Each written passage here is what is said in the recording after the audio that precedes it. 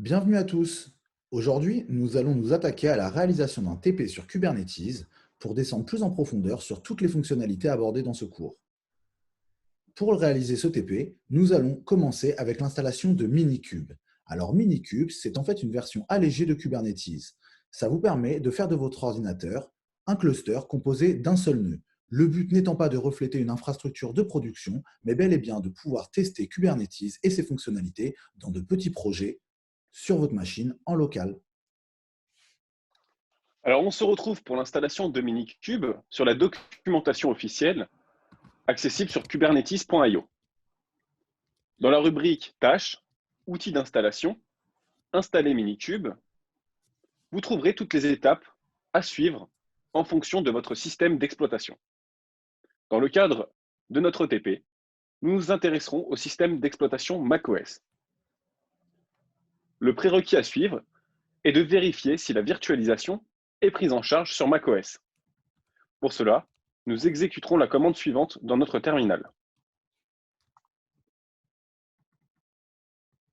Si nous trouvons la valeur VMX dans la sortie de cette commande, c'est bien que la virtualisation est prise en compte sur macOS. Nous pouvons ainsi poursuivre par l'installation de kubectl en jouant la commande brew install kubectl. Brew faisant référence au gestionnaire de paquets sur macOS.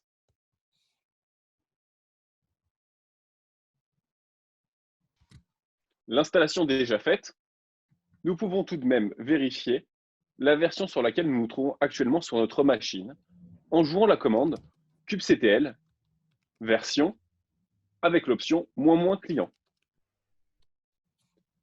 Ainsi, nous voyons la version sur laquelle nous sommes positionnés. Une fois l'installation de kubectl terminée, la documentation officielle vous recommande l'installation d'un hyperviseur. Nous utilisons Docker et dans ce cas, nous pourrons nous passer de cette étape et passer directement sur l'installation de Minikube. En ce qui concerne l'installation de Minikube, il suffira de jouer la commande brew install Minikube dans votre terminal. Ayant déjà installé Minikube, nous allons avoir un message qui nous l'indique. Pour vérifier la bonne installation de Minikube, il nous suffira de taper Minikube version. Et nous retrouverons la version installée sur notre machine, en l'occurrence la version 1.17.1. Après cette étape, il est venu le temps de confirmer notre installation. Pour confirmer cette installation, que nous dit la doc officielle? Elle nous dit de jouer la commande minikube start --driver. En l'occurrence, l'option --driver fait référence à l'hyperviseur installé. Ici, nous n'en avons pas installé, nous nous contenterons de jouer la commande minikube start.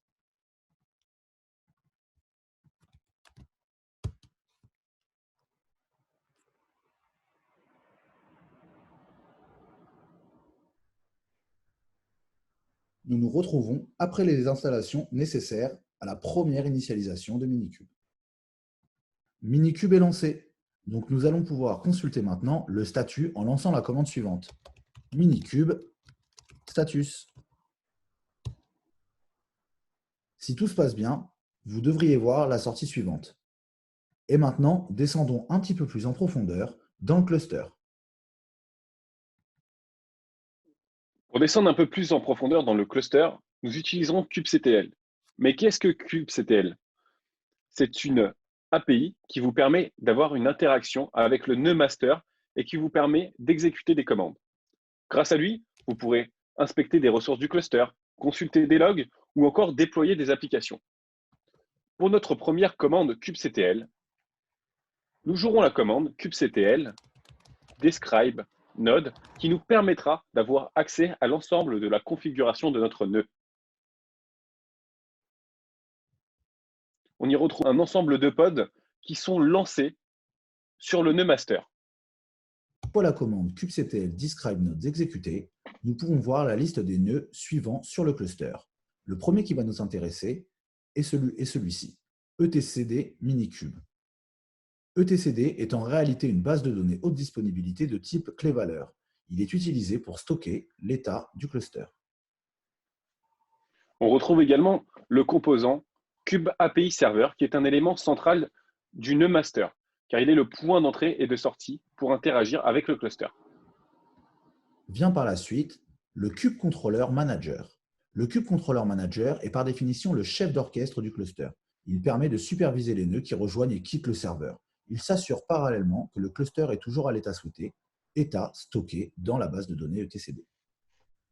Le Kube Proxy est un proxy qui s'exécute sur chaque nœud du cluster. Il maintient les règles réseau sur chacun des nœuds. Ces règles permettent la communication réseau vers les pods depuis des sessions réseau à l'intérieur ou à l'extérieur du cluster. Ensuite vient le Kube Scheduler. Le Kube Scheduler est le composant qui a pour responsabilité de s'assurer que chaque pod créé soit associé à un nœud. En fonction des contraintes, le Kube Scheduler choisit alors un nœud sur lequel le pod peut être démarré et exécuté.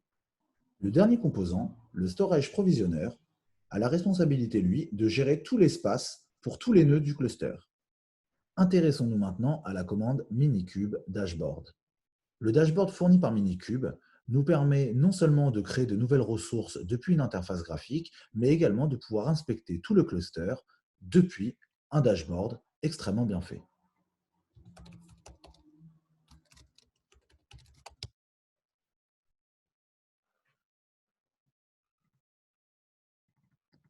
Nous voici maintenant sur l'interface du dashboard.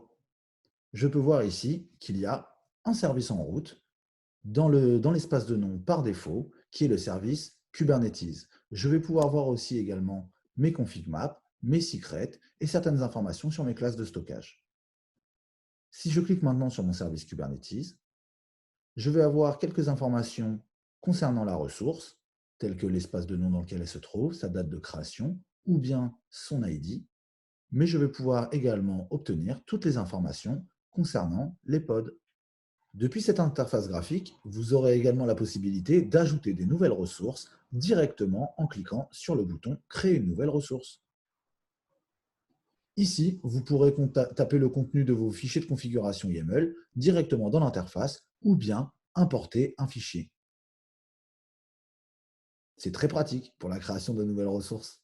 L'installation de Minikube étant terminée, nous allons pouvoir rentrer dans le vif du sujet et créer notre premier cluster. Rendez-vous dans la prochaine vidéo.